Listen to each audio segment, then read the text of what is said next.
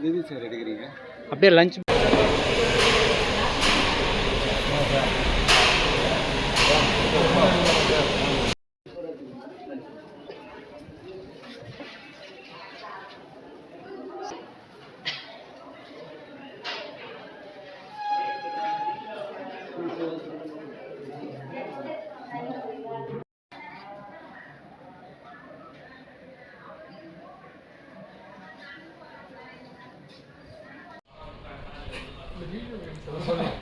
சரி சரி.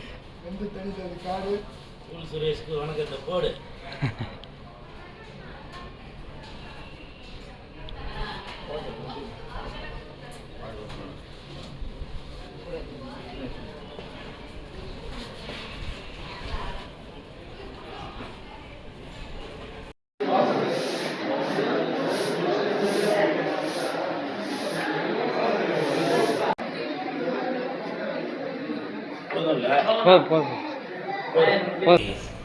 சோளிங்கரில் உள்ள யோக நரசிம்மர் இந்த சாமிகிட்ட தரிசனம் வாங்கலாம் அப்படின்னு சொல்லி வந்தேன். நிறையா பேர் கேட்டீங்க, நீங்கள் ஹீரோவாக ப்ரொமோட் ஆனதுனால கடவுள்கிட்ட ஆசீர்வாதம் வாங்க வந்தீங்களா அப்படின்னு. எப்போவுமே கடவுளோட ஆசீர்வாதம் அந்த கூல் சுரேஷ்க்கு இருந்துட்டு தான் இருக்கும். ஒரு மனதுக்கு ஒரு நிம்மதி வேணும் அப்படின்னாக்க உடனே நான் இங்கே கிளம்பி வந்துடுவேன். இங்கேன்னு இல்லை, பல ஆலயங்களுக்கு மன நிம்மதிக்காக நம்ம பாட்டுக்கு வந்துகிட்டே இருப்பேன். அதில் ஸ்பெஷல் இங்கே சோளிங்கருக்கு வர்றதில் ரொம்ப மனதுக்கு திருப்தி.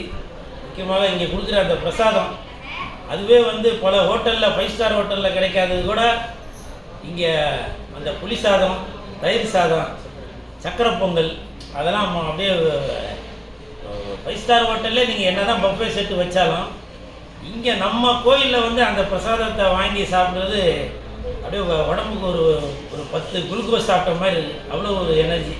எல்லாமே இறைவனோட ஆசீர்வாதத்தில் எல்லோரும் சீரும் சிறப்புமாக இருக்கணும். தங்கமே தங்கமே, நீங்களும் நல்லா சீரும் சிறப்போட இருக்கணும். சரியா? நீங்களும் சீரும் சிறப்போட இருக்கணும். ஒரு வாழைப்பழம் கொடுப்போம். ஆஞ்சநேயர்களோட அன்பு தொல்லை தாங்க முடியல, கையில் எதுவுமே எடுத்துட்டு வர முடியாது. பார்த்தீங்களா?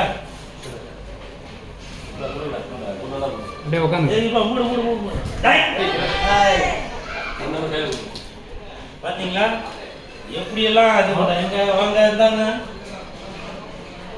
இந்தாங்க இந்தாங்க உங்களுக்கு. நீ அதை சாப்பிட அப்படியா? இந்தாங்க